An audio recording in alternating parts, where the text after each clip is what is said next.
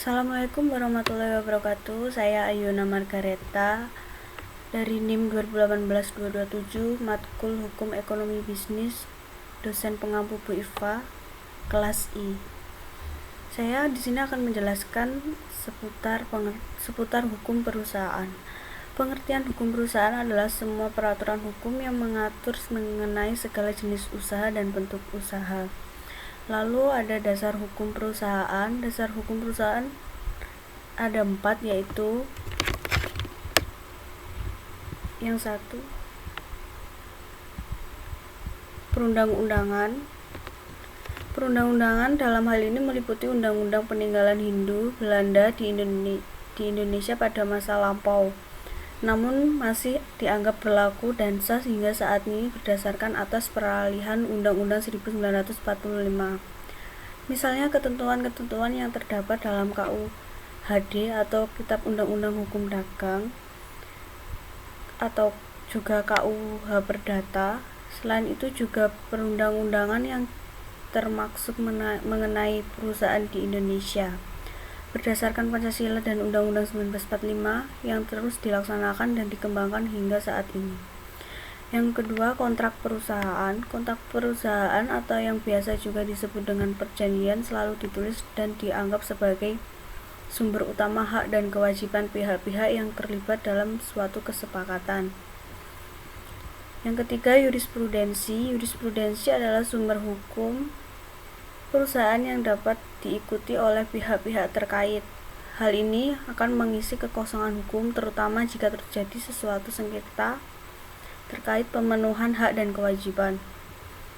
Yang keempat, kebiasaan. Kebiasaan merupakan sumber hukum khusus yang tertulis secara formal. Kebiasaan sebagai sumber hukum dapat diikuti pengusaha tatkala peraturan mengenai pemenuhan hak dan kewajiban tidak tercantum dalam undang-undang dan perjanjian.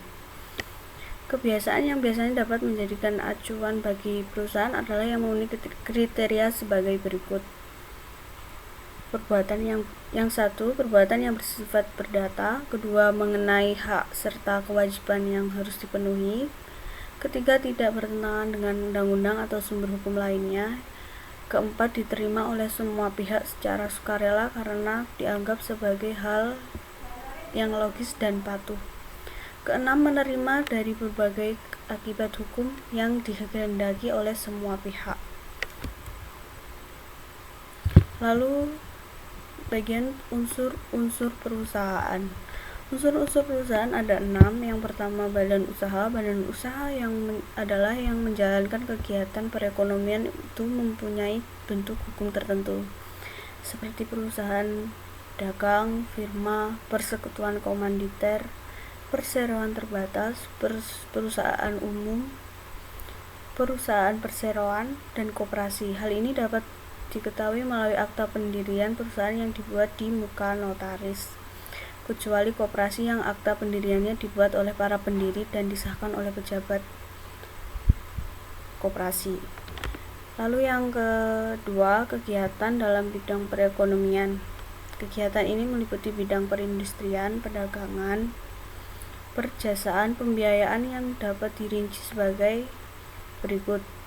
Perindustrian meliputi kegiatan antara lain eksplorasi dan pengeboran minyak, penangkapan ikan, usaha perkayuan, barang kerajinan, makanan dalam kaleng, obat-obatan, kendaraan bermotor, rekaman dan perfilman, serta percetakan dan penerbitan. Lalu yang ketiga, terus-menerus. Kegiatan dalam bidang perekonomian ini dilakukan secara terus-menerus, artinya sebagai mata pencaharian, tidak insidental dan bukan pekerjaan sambilan. Yang keempat, bersifat tetap, artinya kegiatan itu tidak berubah atau berganti dalam waktu singkat, tetapi untuk jangka waktu yang lama. Yang kelima, keuntungan atau laba. Istilah keuntungan atau laba adalah istilah ekonomi yang menunjukkan nilai atau hasil yang diperoleh dari modal yang diusahakan atau capital gain. Lalu yang keenam, pembukuan. Menurut ketentuan pasal 8 ayat 1 Undang-Undang Nomor 8 1997 tentang dokumen perusahaan ditentukan setiap perusahaan wajib membuat catatan sebagai dimaksud dalam pasal 5 sesuai dengan kebutuhan perusahaan. Lalu saya akan beralih ke sumber hukum perusahaan.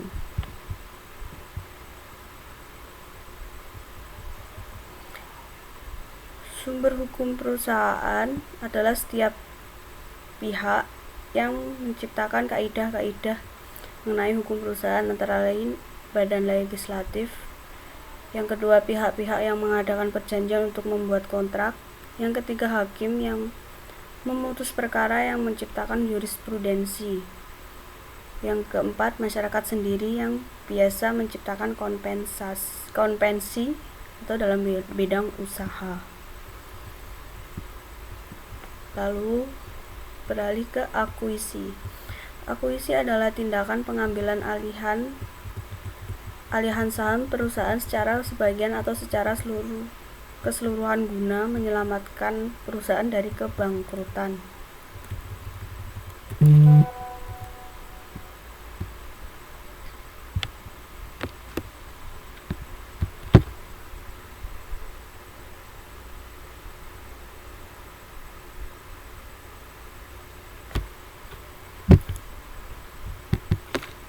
Jenis-jenis akuisi dari segi kekuasaan yaitu akuisi internal dan akuisi eksternal. Akuisi internal yaitu akuisi terhadap perseroan dalam kelompok atau grup sendiri. Akuisi eksternal yaitu akuisi terhadap perseroan luar atau grup sendiri atau terhadap perseroan dari kelompok lain. Lalu yang kedua, jenis akuisi ditinjau dari segi perseroan yaitu akuisi finansial, yaitu akuisi terhadap beberapa perseroan tertentu dengan tujuan untuk memperoleh keuntungan finansial, memperbaiki kondisi perseroan terakuisi. Akuisi strategis yaitu akuisi dengan tujuan untuk menciptakan sinergi berdasarkan pertimbangan angka panjang.